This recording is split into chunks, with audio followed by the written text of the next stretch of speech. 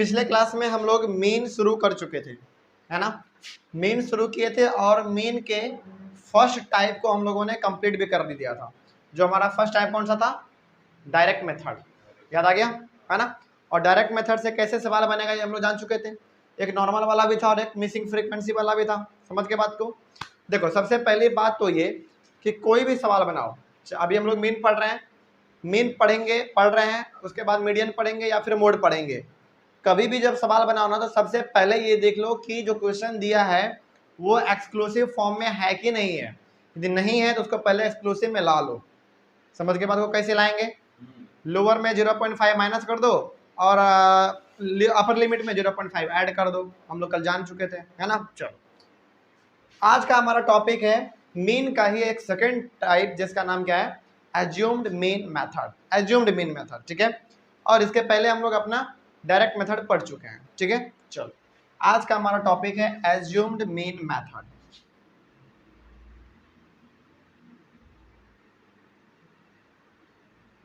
Assumed mean, अच्छा याद करो तो कल हम बताए थे मीन का मतलब, मीन का मतलब क्या बताए थे मालूम है? मीन का मतलब बताए थे एवरेज, है ना। मीन जब हम लोग निकालेंगे तो क्या निकाल रहे होंगे? एवरेज निकाल रहे होंगे। और तीनों मेथड हमारा है, direct method, assumed mean method और स्टेप डेविएशन मेथड। इन तीनों में जो भी हम लोग वैल्यू निकालेंगे ना वो क्या निकाल रहे होंगे? मीन। मीन यानी कि एवरेज निकाल रहे होंगे, ठीक है।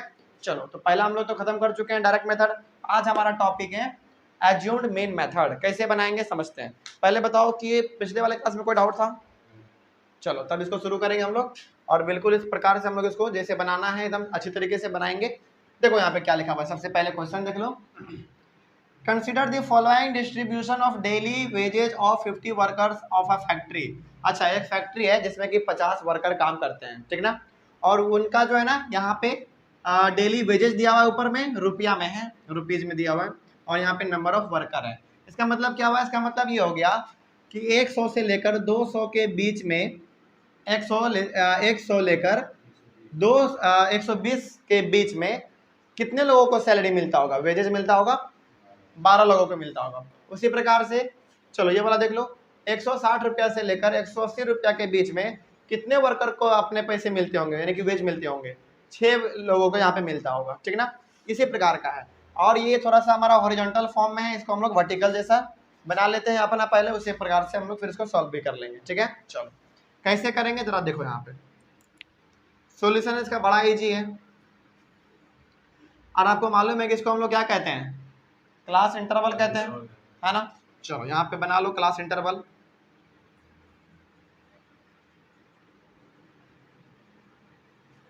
क्लास इंटरवल के जगह पर आप डेली वेजेज भी लिख सकते हैं, ठीक ना। कोई दिक्कत वाली बात इसमें नहीं होगा। खैर क्लास इंटरवल हो गया हमारा। क्लास इंटरवल के बाद हम लोग क्या लिखते थे याद करो? फ्रीक्वेंसी। और फ्रीक्वेंसी हमारा ये दिया हुआ है नंबर ऑफ वर्कर। तो क्लास इंटरवल के जगह पे आप डेली वेजेज भी लिख सकते हैं, ये वाला जो यहाँ पे लिखा हुआ है सेम चीज लिख सकते हैं। और फ्रीक्वेंसी के जगह पर आप नंबर ऑफ वर्कर भी लिख सकते हैं, उसमें कोई बड़ी बात नहीं है। यहाँ पे हमारा हो गया फ्रीक्वेंसी यानी कि एफ आई, क्या कोई दिक्कत? फ्रीक्वेंसी को हम डिनोट करते हैं स्मॉल एफ से और छोटा सा यहाँ पे आई। चलो अब जरा बता दो क्लास इंटरवल कितना कितना है? 120, 120 से फिर 140, 140 से 160, 160 से 180, 180 से 200 और है। चलो 1 2 3 4 5, 1 2 3 4 5, ठीक है। ये हो गया हमारा क्लास इंटरवल। सबसे पहले देख लो क्या ये अपने एक्सक्लूसिव फॉर्म में है? बिल्कुल है, एक्सक्लूसिव में ही है ये हमारा, तो इसको हमको कुछ भी चेंज करने का जरूरत यहाँ पे नहीं है, ठीक ना। चलो आगे बढ़ते हैं फिर।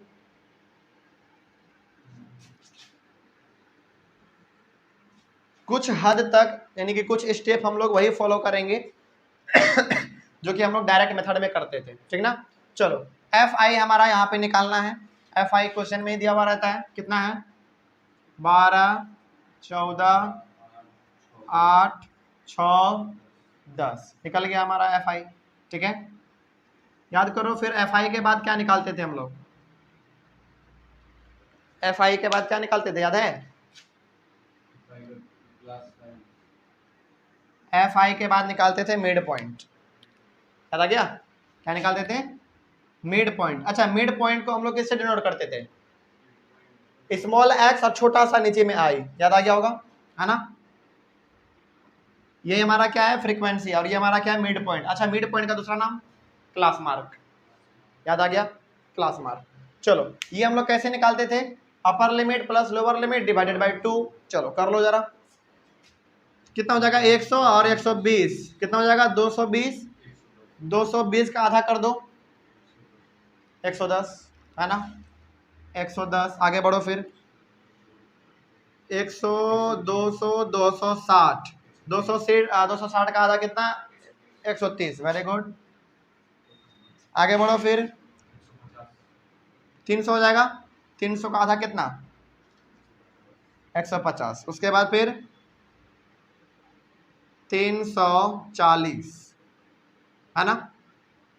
340, 340 का आधा कर दो, 340 का आधा, 300 का हो गया आधा कितना? 150। 40 का आधा कितना? 20, यानी कि 170। 170, और ये हमको मालूम है 190 होना चाहिए। 380 है, 380 का आधा कर दो, 380, 80 का आधा 40 हो गया, और 300 का 190। कोई दिक्कत इसमें? चलो, इसके बाद फिर हम लोग क्या बनाते थे, याद करो? एफ आई एक्स आई। लेकिन यहाँ पे अब हम एफ आई एक्स आई बनाने नहीं जाएंगे। अब यहाँ पे जो हम सिखाने वाले हैं उसी चीज को बस गौर से देख लेना, समझ में आ जाएगा। यहाँ तक क्या हम कुछ नया किए हैं क्या? यहाँ तक जो हम लोग बनाए हैं, क्या इसमें कुछ नया नजर आ रहा है क्या?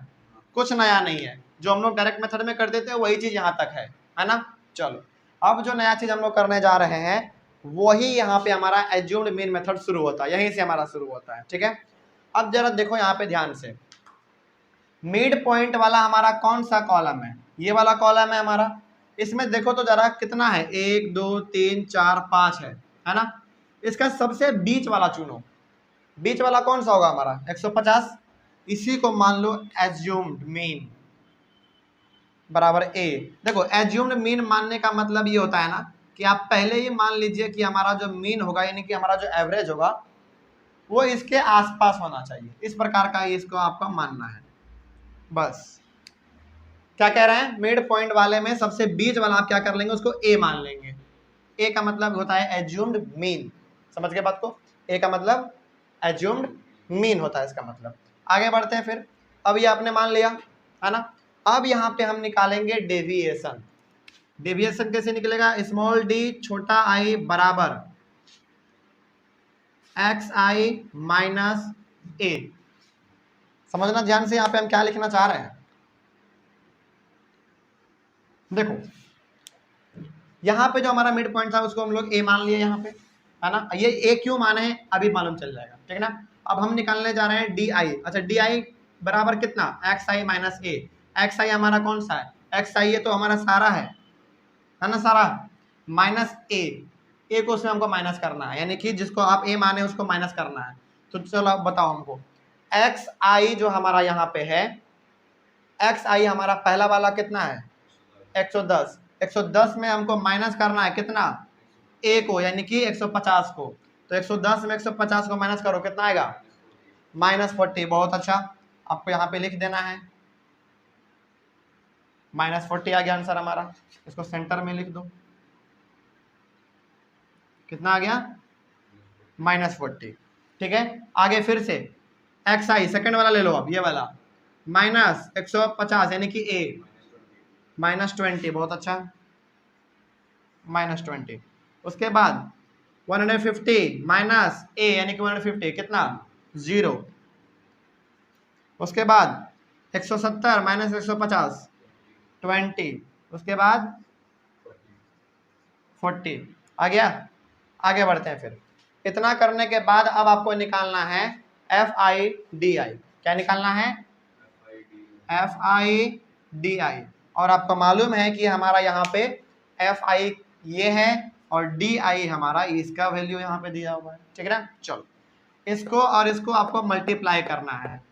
चलो, 12 गुने 4 करो,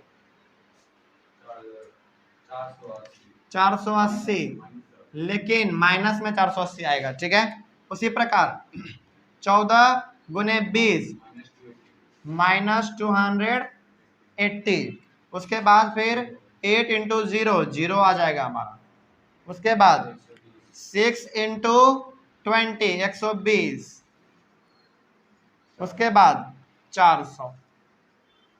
FID का आएगा मतलब क्या हो गया, मल्टीप्लाई कर दीजिए आप सिंपली, है ना। चलो इतना यदि कर दिए तो अब आपको समझ में आ जाएगा। अब जरा बताओ हमको, हम लोग क्या करते थे, सिग्मा FI को निकालते थे, याद आ गया। तो जब आप इसको निकालेंगे तो क्या आएगा, सिग्मा FI बराबर ऐड करते थे ना, चलो ऐड करो जरा, 10 6 16, 10 6 16, 16 और 8 24, 24 24 और 14 38, 38 और 2 सॉरी 38 और 12 50, आ गया डायरेक्ट 50।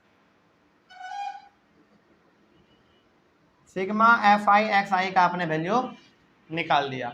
उसके बाद याद करो तो हम लोग किसका निकालते थे डायरेक्ट मेथड में, FI XI का, यानी कि मल्टीप्लाई जिसको हम लोग करते थे, सिग्मा FI XI निकालते थे ना उसमें, इसमें निकालेंगे सिग्मा FI DI, ठीक है ना। चलो इसको निकाल दो जरा, इसका वैल्यू कितना आएगा,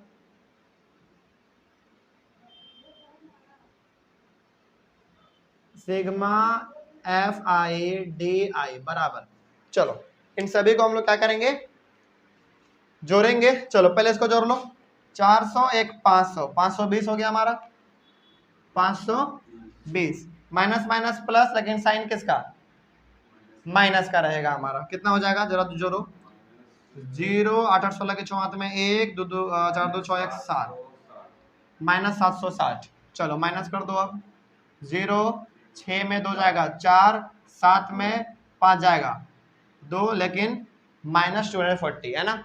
चलो कितना आ गया, माइनस 240। सिग्मा FI DI का वैल्यू माइनस 240 और इसका वैल्यू 50। अब कैसे इसका फॉर्मूला हम लोग लगाएंगे, जरा देखो यहाँ पे ध्यान से। आपको मालूम है कि मीन को हम लोग डिनोट कैसे करते हैं, x अपॉन बार करते हैं ना। चलो तो x अपॉन बार, लेकिन इतना करने से पहले आपको एक चीज लिख लेना है। क्या लिख लेना है, इसको ध्यान से देखो, यहाँ पे आपको लिखना है assumed mean is equals to, आपने कितना माना था 150, तो एज्यूम्ड मीन आपने जो माना था उसको आप पहले ही यहाँ पे लिख दीजिए, ठीक है ना। बस उसके बाद अब आप सवाल बना लीजिए। कैसे बनेगा, देखो यहाँ पे इसका फॉर्मूला क्या होता है, इसका मतलब मीन निकालने जा रहे हैं, बराबर a plus sigma FI DI divided by sigma FI। कोई डाउट इसमें, चलो सिग्मा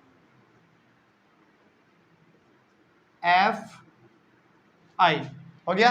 अब तो केवल वैल्यू पुट करना है, बन जाएगा अब हमारा। कैसे बनेगा, देखो यहाँ पे a का वैल्यू कितना है, यहाँ पे हमारा 150 है, यहाँ से नहीं तो आप यहाँ से भी देख सकते हैं एज्यूम का, प्लस इसका वैल्यू आपने कितना लाया माइनस 240, माइनस 240 डिवाइडेड बाय 50, ठीक है। आगे सॉल्व करते हैं थोड़ा, 150 plus minus minus sorry minus 240 by 50। कोई डाउट इसमें, चलो अब इसमें क्या कर सकते हैं हम लोग, क्या दिख रहा है यहाँ पे जरा बताओ। एलसीएम लेना पड़ेगा हमको, चलो एलसीएम ले लेते हैं। एलसीएम लेंगे तो कितना आ जाएगा, 50 आ जाएगा, है ना। 50 15 गुने 5 कितना होता है, 15 गुने 5 होता है 75, तो 75, लेकिन एक जीरो यहाँ और एक जीरो यहाँ तो डबल जीरो, है ना। फिर माइनस 240, चलो 0 में 0 0, 10 में 4 6, 4 में 2 2 और 7 बराबर 50। तो 0 से 0 कैंसिल हो गया हमारा, इसको डिवाइड कर देते हैं थोड़ा सा हम लोग, 7 to 6 को 5 से एक बार में लग जाएगा 5, फिर 4 बार में 20, फिर 6 उतारेंगे, 25, 1, यानी कि 145.2। कोई डाउट इसमें? तो अब जरा हमको बताओ यहाँ पे अब जरा हमको एक बात बताओ कि ये जो हमारा आंसर आया है 145.2, ये हमारा क्या डिनोट कर रहा है? ये हमारा क्या डिनोट कर रहा है? ये हमारा डिनोट कर रहा है कि ऑन एन एवरेज इन सभी वर्कर्स को इतना के आसपास रुपया मिला होगा। तो आप क्या लिख देंगे? इसके आगे बस एक वर्ड आप लगा दीजिए, क्या? रुपीज का। बात समझ गए? तो वही तो यहाँ पे हमको कहा गया था कि find the mean daily wages, मतलब कि find the average daily wages of the workers of the factory. बात खत्म। तो उन सभी वर्कर्स को उनका जो एवरेज निकाला गया, सभी को लगभग कितना कितना मिला होगा? लगभग अंदाजा 145.2 रुपया उन सभी को ऑन एन एवरेज मिला होगा। अच्छा आप जरा बताओ कि 145.2 ही क्यों आया? अच्छा एक बात और बता दो, क्या ये 145.2 जो आपने एज्यूम मीन पहले ही मान लिया था, क्या उसके बहुत ही नजदीक लग रहा है कि नहीं लग रहा है? बहुत ही नजदीक लग रहा है ना। इसीलिए एज्यूम्ड मीन मेथड का सबसे बड़ा खासियत ये है ना कि आप जो पहले एज्यूम मान लेंगे ना, और जो आपका आंसर आएगा वो इसी के आसपास आएगा, ज्यादा का डिफरेंस नहीं रहेगा, वो इसी के आसपास रहेगा।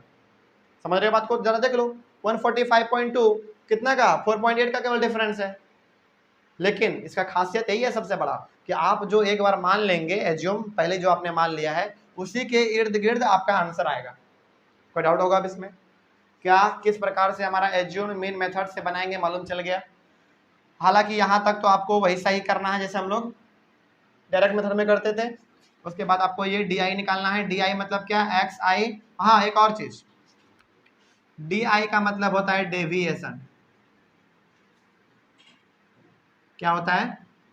डेविएशन होता है। ठीक है, तो आपको डेविएशन कैसे निकालेंगे? XI माइनस ए, और XI आपको मालूम है सारा का सारा हमारा XI है, माइनस ए यानी कि आपने जो एज्यूम यहाँ पे माना हुआ है। और एज्यूम हमेशा देखो, एज्यूम हम चाहें तो इसको भी मान सकते हैं, इसको भी मान सकते हैं, लेकिन बीच वाला मानना थोड़ा सा सटीक रहता है, अच्छा रहता है ना। तो आप बीच वाला मान लेंगे। ठीक है, कोई डाउट अब होगा इसमें? और इसका फॉर्मूला क्या याद रखना है आपको? इसका फॉर्मूला ये है, ध्यान से देख लो, इसका फॉर्मूला यही है, ये इसका मेन फॉर्मूला है। ठीक है, चलो अब जरा एक और चीज सुन लो। डायरेक्ट मेथड का हमारे पास दो चीज यहाँ पे सामने आया, एक ये वाला और एक ये वाला, यहाँ तक एकदम सेम था। अब जब हम लोग स्टेप डेविएशन मेथड पढ़ेंगे ना, तो इसमें हमारा एक स्टेप ये वाला भी कॉमन आएगा, ये वाला यहाँ तक हमको करना पड़ेगा। उसके बाद फिर आगे क्या होगा हम लोग देख लेंगे। इसमें कहीं पे समझ में आ गया? चलिए, थैंक यू वेरी मच। इसके बाद फिर हम लोग पढ़ेंगे अपना step deviation method. Thank you.